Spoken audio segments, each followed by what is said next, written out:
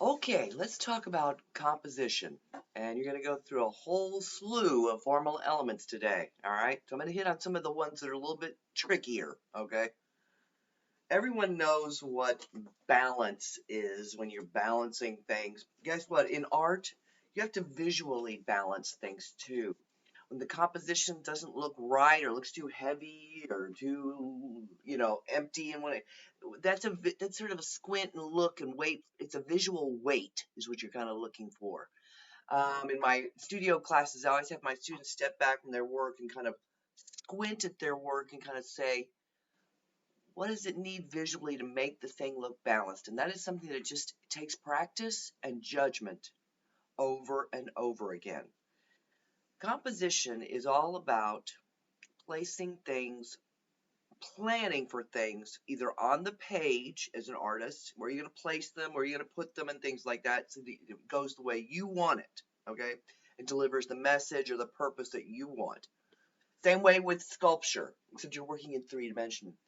So you have to consider the sculpture. If it's 360 degrees around, a full walk around sort of piece, freestanding, you got to think of that composition from all 360 viewpoints. Okay, so balance we were talking about. Balance, something like this. This is symmetrical balance. This piece would be considered symmetry. It almost looks the same on both sides of the composition. There's asymmetrical balance, which you're going to see a lot more in art, where both sides of the composition don't look at anything the same. But the piece still looks visually balanced. And there's radial balance, where everything emanates from inside the center of the work equally out, like the spokes of a wheel. Okay? All right. Let's talk about scale and proportion. All right. When everyone talks in their normal everyday language, then you say, oh my God, he's such a massive football player. It means huge in size, usually. Guess what? Stay away from that word massive. In this course, mass means heavy, and I don't mean just lightly heavy. I mean it has to look heavy. When you're talking size in art and you want to say something is a small size or large size, don't say massive because you're going to get dinged on it. The word is scale. Art, it's scale. This is a Klaus Oldenburg sculpture, and it's quite large. I think it's close to 15 feet long, you know, 8 feet high. I would say this is distorted scale. It's not your normal size hamburger, is it? No. Scale is used for different purposes in art. Hierarchical scale, levels of importance from usually the top or the largest to the bottom, just like a hierarchy in the business world. Distorted scale, large scale things means important, enduring, powerful. Small scale things mean, ooh, it's so delicate, it's so precious, it's so small. We just get like a little chick. Oh my goodness, we bring it into ourselves. Small scale things convey that in art. Okay, this is the word for size, scale. Okay, proportion means how things fit in relation to one another. Okay, so don't get them confused. Proportion is used like the nose is too big for my face. That's what I mean by proportion. This is the Giacometti sculpture. This man has been, well, proportionally lengthened, okay, on purpose, as on point, because it's meant to look sort of like the man's supposed to look almost like a ghost of himself, like he's being stretched to just his last lonely thing that he could be, okay? And that's proportion more in art, okay?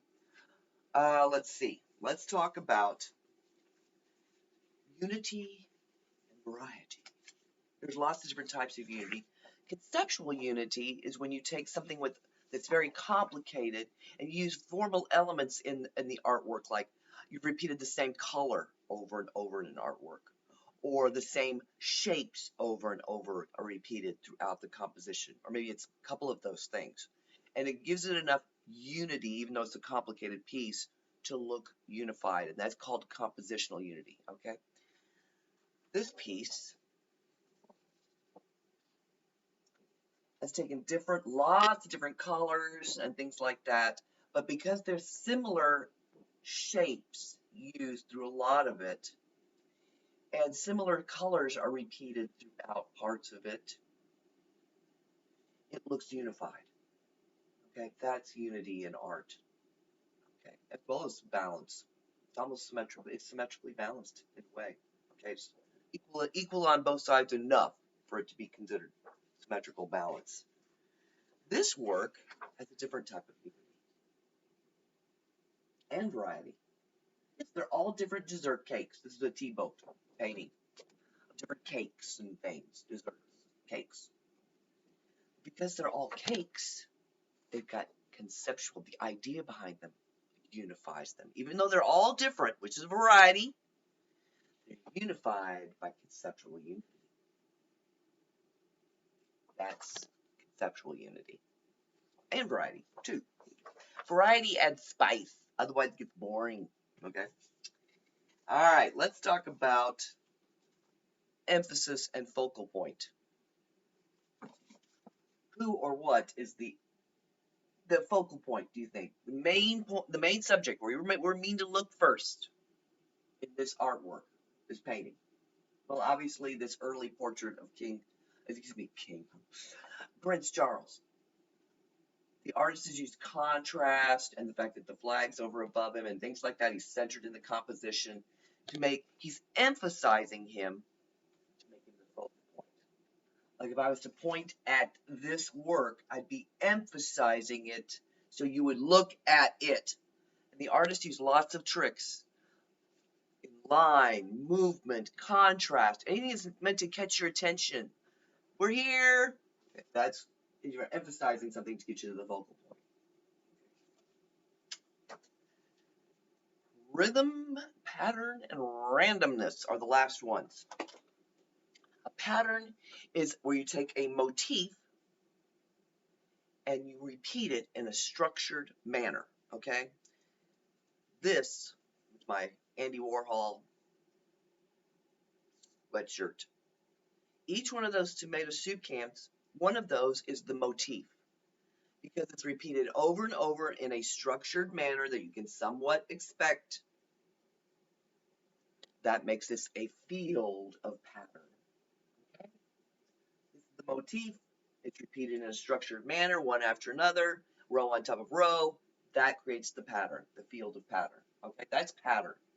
But rhythm in art is more subtle and more often used. You feel your eye being sort of led or bounced across a work. You're talking rhythm, and it's subtle.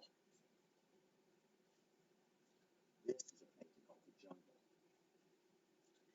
Notice those sort of linear forms that are popping out of that dark contrasting jungle. That's rhythm. You're being bounced. It's not structured enough to be considered a pattern, but it's still got something that you kind of bounce like a music, like a tempo. Oh yeah, that's rhythm. All right. All right. Randomness. People say today, this is one of those words like massive. Stay away from it unless you're really sure you're using it properly. Oh, that's so random. Oh, that movie was so random. That guy was acting like he was so random. You know, just some random thing. That's often meant to be, the word is interspersed with the word weird. In art, randomness means chance or out of the artist's control. So don't, when you see something and you think, oh my God, that's the most random thing I've ever seen, I mean, weird, I'm going to nail you on it, okay? Randomness in art means something that's out of the control of the artist. You're going to see a lot of performance art, and you're going to see a lot in media. A lot of media, artists can't always control what's going to come out, all right? So there's a big random element there, okay?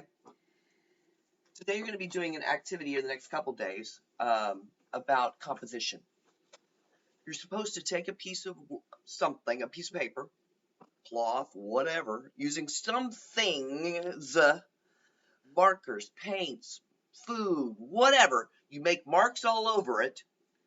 You make yourself a little viewfinder like this. This is a piece of mat board, but you can use just a piece of paper to cut a square out of the middle of. An artist uses this when they're beginning artists. They hold it up to like still lifes, real life still lifes, and they gotta go like a viewfinder, like you would with your camera. Like, what's the best shot? What's the best composition?